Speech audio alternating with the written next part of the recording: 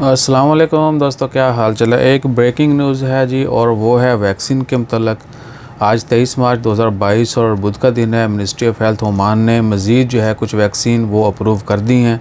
अगर आपको उनमें से कोई भी वैक्सीन लगी हुई है, सिंगल डोज वाली भी और 2 वाली भी, तो आप ओमान इंटर हो सकते हैं। तो मुकम्मल लिस्ट जो है वो वीडियो के एंड पे आप स्टेटमेंट भी देख सकते हैं। नाम जो हैं वो आपको बता देते हैं। जो मुख्तलिफ ममालिक में एक ही वैक्सीन के डिफरेंट नाम है वो भी याद रखिएगा। एस्ट्राजेनेका, जिसको वैक्सवीरा या कोविशील्ड भी कहा जाता है, ये अप्रूव है। फाइज़र बायोटेक जो है ये भी अप्रूव है।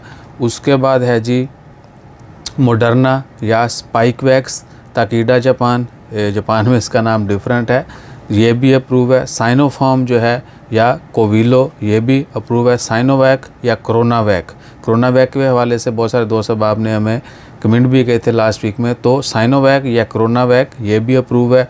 और भारत बायोटेक या कोवैक्सन ये भी अप्रूव है। कैंसिनो या कोविडेशिया ये भी अप्रूव है। उसके बाद है जी नोवावैक्स या कोवोवैक्स ये भी अप्रूव है।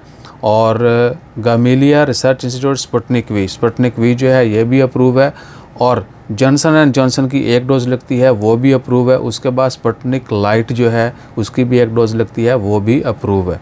ये तमाम वैक्सीन अब ओमान आने के लिए अप्रूव हैं। अगर आपको 2 डोज़ वाली की दोनों डोज़ लग चुकी हैं और सेकंड डोज़ के 14 दिन गुजर चुके हैं, आप ओमान आ सकते हैं। और बाकी ओमान आने के लिए कोरोना का टेस्ट या ऑनलाइन रजिस्ट्रेशन ये ज़रूरी नहीं है, सिर्फ वैक्सीन और इंश्योरेंस, कोविड की 30 डेज़ की ओमान के अंदर इंश्योरेंस जो है वो लाजमी है।